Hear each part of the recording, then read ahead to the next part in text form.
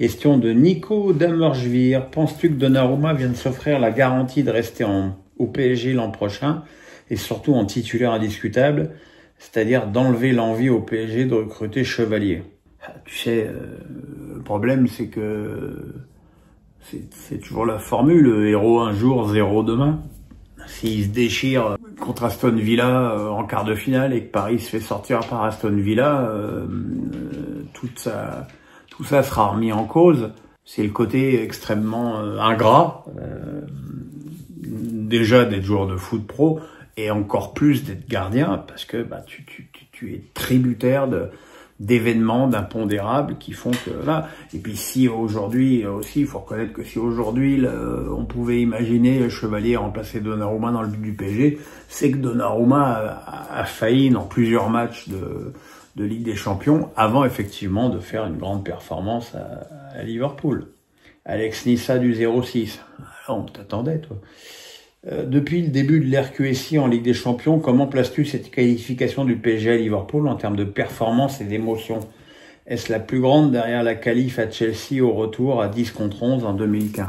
La dramaturgie de Chelsea, elle était incroyable parce qu'il y avait cette expulsion très injuste d'Ibrahimovic en début de match qui fait que le PSG joue puisqu'il y a eu prolongation, joue plus d'une heure en infériorité numérique, et c'est vrai que le PSG s'était découvert dans ce match-là des vertus finalement qui sont un peu les vertus qu'on a vues du PSG à Liverpool, de solidarité, de collectif. C'est un peu les mêmes vertus effectivement à Chelsea qu'à Liverpool. Et peut-être aussi le fait que ce soit en Angleterre, filmé par la télé anglaise, peut-être que ça augmente aussi la dramaturgie autour de ces matchs. Alors la question là, je sais même pas qui l'a posée, parce que j'ai un truc qui s'est superposé, mais bon, tant pis. Désolé pour l'auteur, mais la question elle est là. En début de saison, beaucoup pensaient que le PSG serait moins dominant et que la lutte pour le titre serait plus serrée. Pourtant, à 9 journées de la fin, ils écrasent la concurrence et restent invaincus. Le niveau de la Ligue 1 est-il en train de baisser?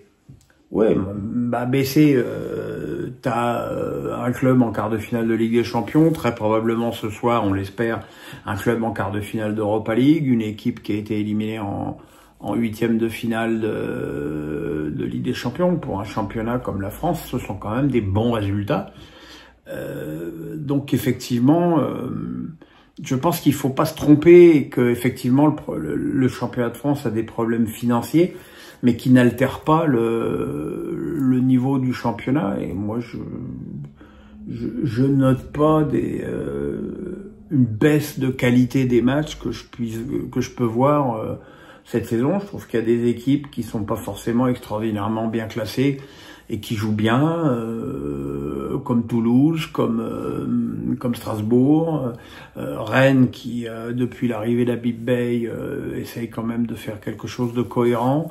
Voilà, il y a des choses. Et puis, t'as effectivement les équipes de devant, bon, évidemment, Paris, Marseille, Monaco, Lille, Nice, ouais, il y a de la diversité, il y a des styles différents. Je trouve que ce championnat, il est pas inintéressant. Vraiment pas.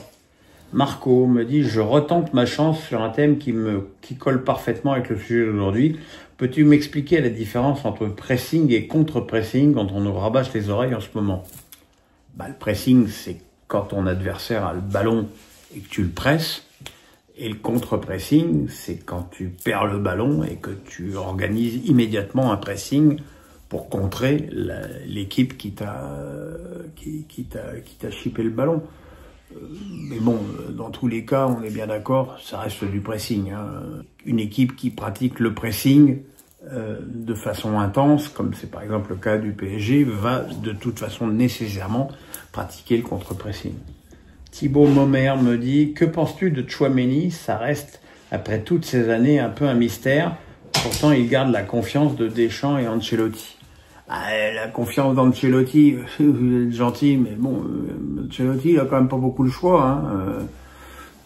T'as lui ou Camavinga à ce poste-là, l'un n'offrant pas beaucoup plus de garanties que l'autre. Tchouaméni est plus fixe que que Camavinga, qui va plus se projeter, aller au pressing et aller attaquer l'adversaire dans les pieds.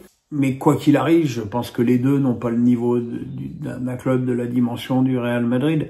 C'est un peu décevant pour Camavinga, qui est arrivé très jeune dans ce club et qui, à un moment donné, semblait avoir pris vraiment son envol. Et puis, ça stagne quand même depuis pas mal de temps. Il n'arrive même pas à être titulaire, alors qu'il y a énormément de blessés au sein de l'équipe meringue. Donc c'est compliqué. C'est compliqué. Et puis Tchouaméni, oui, c'est pareil. Mais bon, c'est pareil en équipe de France.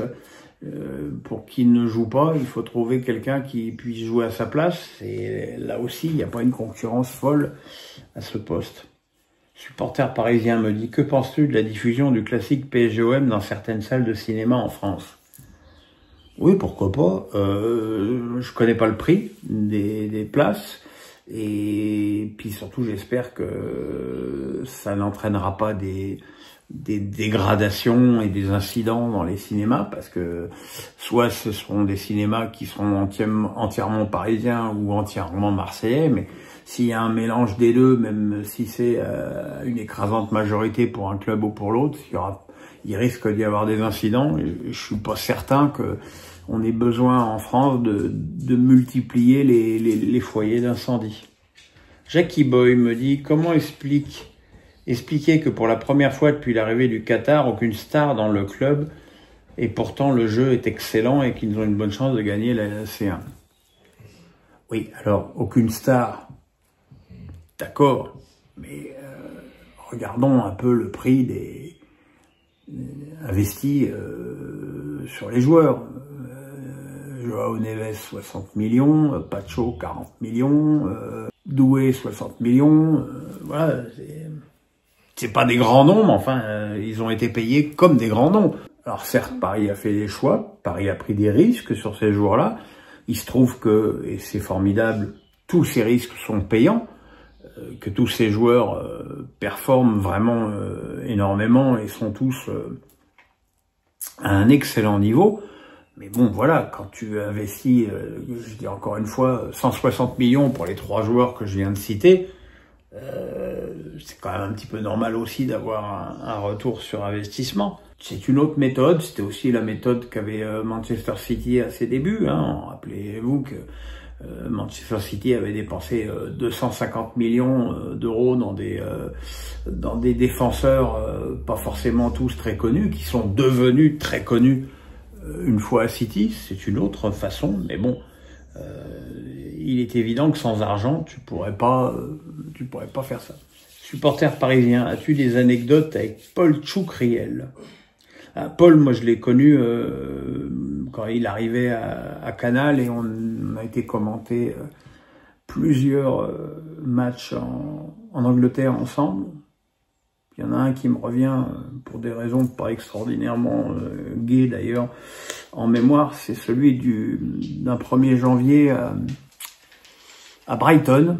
C'était un Brighton-Tottenham ou Brighton-Chelsea, je me souviens plus. On était allé donc à Londres en train, et après on était allé à Brighton en taxi, et le taxi nous avait déposé sur une aire d'autoroute, et il avait fallu traverser une passerelle pour aller au stade. Enfin, c'était un enfer. Heureusement, à l'époque, j'arrivais encore à peu près à marcher, mais c'était pas un match facile pour moi, parce que j'avais été cambriolé dans la nuit du réveillon chez moi, alors que j'étais pas chez moi.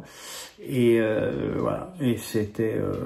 mais bon, Paul, en lui-même, avec lui, j'ai pas d'anecdote. C'est un garçon extrêmement gentil, poli, calme, et c'était très agréable de commenter avec lui. Jeff Sensei me dit: je veux parler de Donnarumma. Ok, il a fait une énorme seconde période et il sort 2 pénaux, mais en première mi-temps, c'était catastrophique avec son jeu au pied immonde. Que penser des 2 visages de Donnarumma? Alors, je suis pas tout à fait d'accord avec le jeu au pied immonde. Après, il y a ballon et ballon, quoi. C'est-à-dire que il n'a pas toujours été non plus servi dans des conditions extraordinaires. Le pressing des joueurs de Liverpool était quand même intense et le PSG était quand même obligé de relancer dans l'urgence et qu'il n'avait pas toujours eu les ballons faciles. Après, bon, on sait que c'est pas le meilleur gardien au pied au monde, hein, c'est pas nouveau. Bon, sur les centres aériens, moi je trouve qu'il est trop lourd. C'est quand même terrible de faire 1m95 et d'avoir une détente de scaphandrier comme ça. Mais au moins, dans ce match-là, il est sorti, il a pris des risques, il est pas resté sur sa ligne et il a boxé des ballons. Alors, il y en a peut-être un ou deux sur lesquels j'ai pu râler parce qu'il aurait pu les bloquer. Mais bon, globalement, il n'a pas pris de but, il n'a pas fait d'erreur et c'est très bien. Et ça reste quand même un très bon match. Et encore une fois, sur ces pénaux, c'était quand même très bien. Alex Nissa du 06 me dit le Barça qualifié face à Benfica en 8e avec d'excellents Rafinha et Yamal. Le Barça jouera jouera Dortmund en quart. En demi, l'Inter ou le Bayern, pas impressionnant. Barça favori pour accéder à la finale dans cette partie. Oui. Après, le problème du Barça, c'est parfois que son pire ennemi, c'est lui et que quand, pour des raisons que tu peux pas vraiment quantifier, ton attaque tousse un peu, bah tu te retrouves à être un petit peu plus fragile sur le plan défensif. Donc faudra faire attention à l'accident. Ça reste quand même, non, ça c'est Magic qui bouscule mon téléphone. Ça reste quand même une équipe jeune, donc un petit saut de concentration ou d'humeur est toujours possible. Ragondin me dit, en cas de qualification d'Aston Villa, Asensio pourrait jouer contre le PSG. Penses-tu que l'UEFA devrait modifier son règlement pour éviter de ce genre de situation? Ben non. Non. C'est le règlement de l'UEFA, les joueurs prêtés. Il est interdit d'interdire aux joueurs prêtés de jouer contre leur club. Voilà, c'est comme ça. Donc Asensio jouera contre le PSG. Pas certain que ce sera une situation extrêmement agréable pour Asensio. En même temps, il a déjà mis 7 buts depuis qu'il est à Aston Villa, donc j'imagine qu'ils vont quand même essayer de le garder. Encore une fois, voilà, c'est le règlement. Bon, ce qui est un petit peu... Encore une fois, problématique, c'est que les règlements européens ne soient pas les mêmes que les règlements nationaux. Des nombreuses incohérences du football. François Bréhin me dit, je ne sais pas toi, mais j'ai trouvé la prestation de Pacho tout simplement exceptionnelle. Il est une solidité dans les duels ahurissantes. Il a quelque chose d'extraordinaire, Pacho, c'est il ne surjoue jamais. Il va jamais tenter un truc invraisemblable avec le ballon, parce que je pense que certainement il sait qu'il n'en est pas capable. Et par contre, sur le plan défensif, il est d'une intransigeance et d'une rigueur étonnante. Il y avait quelques matchs ces derniers temps où il avait laissé paraître quelques faiblesses, mais là, dans ce match, il a été vraiment impeccable et encore une fois intransigeant, et c'est surtout extrêmement complémentaire de Marquinhos.